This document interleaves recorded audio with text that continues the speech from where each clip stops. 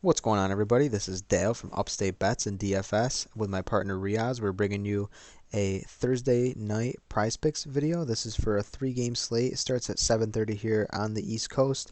Um, our Prize Picks videos have been doing awesome. So if it's your first time playing Prize Picks, basically you're taking overs or unders on single stat for DFS. This is like the points category, but we'll get into rebounds, assists, three pointers made. Sometimes they have free throws made as well as a category. So you can dabble into that. Right now, the fantasy score, I'm not sure why it's locked, but sometimes you're able. It will be unlocked tomorrow. If you want to get into it tomorrow, you can look at projections for, say, Luka is projected at 52 fantasy points. You can take him at over that or under that. So we like to stick to the categories because not only can you do this on Prize Picks, but you can also go on, there's a bunch of other apps that offer player props and whatnot too. So, but we like Prize Picks. We use Prize Picks personally for our player props. So, why don't you just get us right into it, Riaz? Three-game slate here for the points. Yeah, the first person I'm looking at here is Clint Capella. I think this is going to be a pretty up-paced game.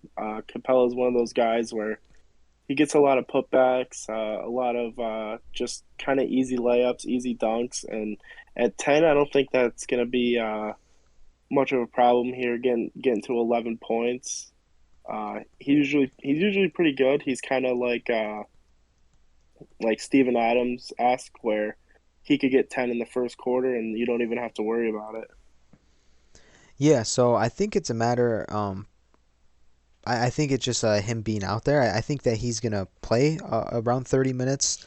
I know they signed Collins to a big deal, but it looks like those two, kind of fit well together. So I'm looking at Collins too, for someone that that's projected to probably play 32, 34 minutes. I like his line too. They just paid him a bunch of money. The Hawks team came off a really good season, so I think this game is a really high, probably the highest point total on the slate, to be honest. And I really like this game to kind of target Trae Young and Luca at those lines. What do you think about those two?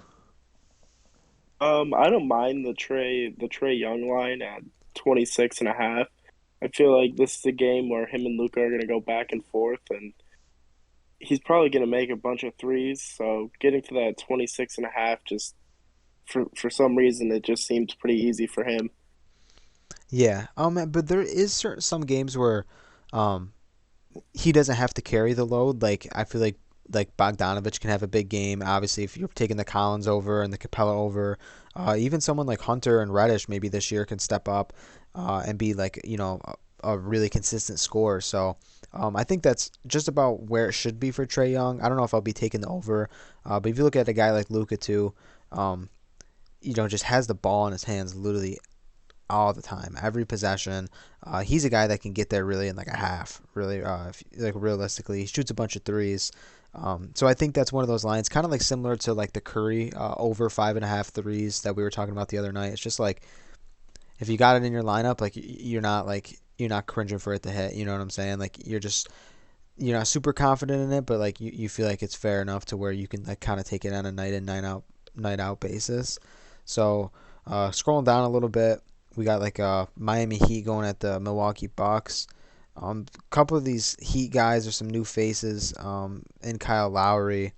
What do you think about Kyle Lowry at 16 and a half? I really don't know what he's going to bring to this Miami team. Um, I like the lines at 16 and a half. If I was going to pick anybody out of this, I would pick the Jimmy Butler at 21 and a half. I know he'll probably have Giannis or Middleton on him, which isn't great for him in this matchup, but I think he's ready for vengeance. I mean, 2 years ago, or yeah, 2 years ago, he was in the NBA Finals, and for them to get knocked out in 4 games against Milwaukee, I mean, this is a big game to start off the season.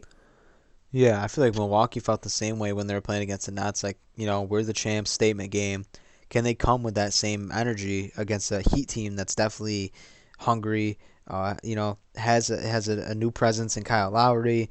Um, and we'll see. I definitely like this Heat team. I don't know what the line is on that game, but I think if the Heat are dogs, man, that's a money line you can be looking at potentially too. So Butler over is definitely a line that I'm definitely looking at too, man. I like that. Duncan Robinson, I'll have to check what his 3 point line is. Not a big fan of that 12 and a half. I feel like he can have like just like six on a casual night. He can have nine, so it's just pretty much 3 pointers, and that's about it. So if it was just like 11 and a half, and you're kind of banking on him hitting like four threes, it's a little bit different. But now you're looking at him to hit like five threes. Maybe he gets to the line once or twice, but we'll see. Um, so then we got the Golden State Warriors and the LA Clippers. So it's nice seeing that we had a Warriors game already, so we kind of get a feel for how the rotation's going to be. Poole played about 25 minutes, and he had a pretty decent game. So that's 17 and a half. What do you think about that? I mean, it's definitely an uptick from opening night. I think he was around 12, 12 and a half. He had an awesome game. I think he had about 20 points. But I think this Clippers team is pretty defense oriented. So I don't really see him getting here. I don't know if this is a line that I would take, and also like Draymond, you never know if he's gonna actually get over 6 points. So that's not one I'm going to be touching. But I do like the Paul George. There's no Kawhi Leonard in this game, so his usage is gonna be unreal. So 25 and a half, for this to stay relatively close, he's going to have to at least put up 30, 35 points. Yeah, I love Paul George here, and just for like the reason the reasons you stated, he just has to score, and this is like going to be uh, probably a decent pace game. But I just like Paul George as a scorer in general. So I think that that's a really awesome line that you can definitely take. That's probably one I could definitely see shifting by the time lineup starts. I mean, lock starts to hit. Curry, a little bit high. Had an awesome game.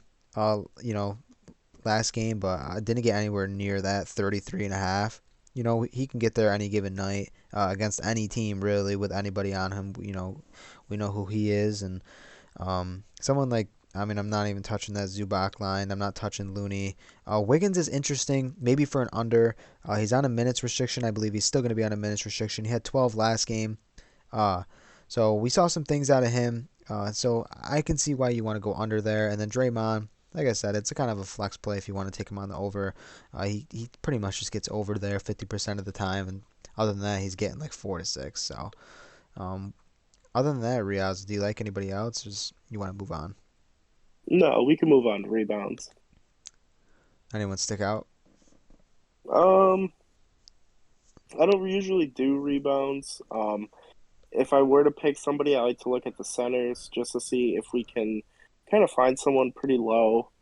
But it looks like Capella's at 11 and a half, which is kind of steep. I don't mind the John Collins. The fact that he's at 8, I could definitely see him getting 10, 9 rebounds here.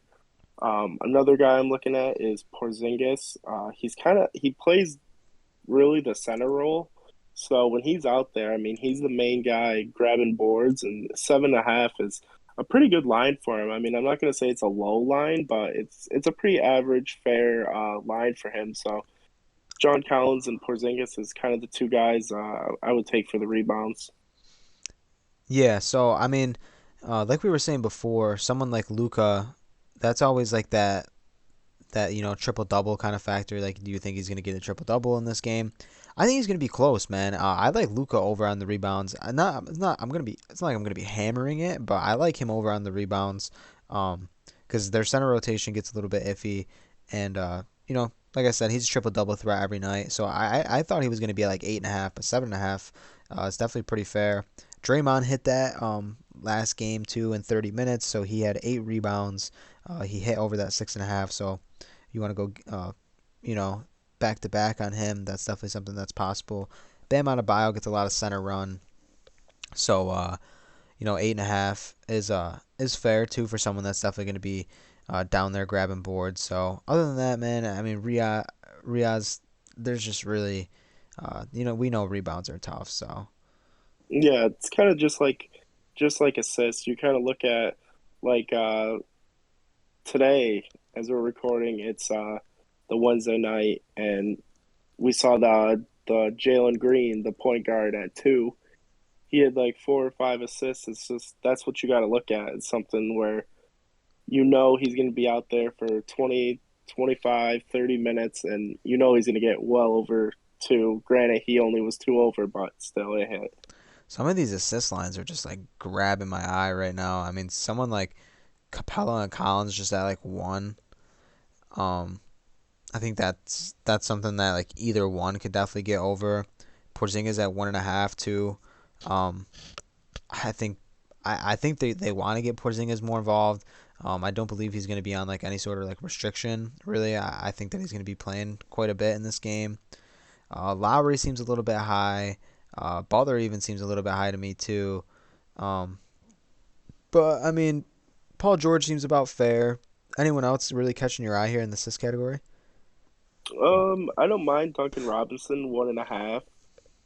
I know he's purely out there to shoot, but I mean, I can see him getting at least 2 assists here. And I did see somebody that did catch my eye, but I lost him.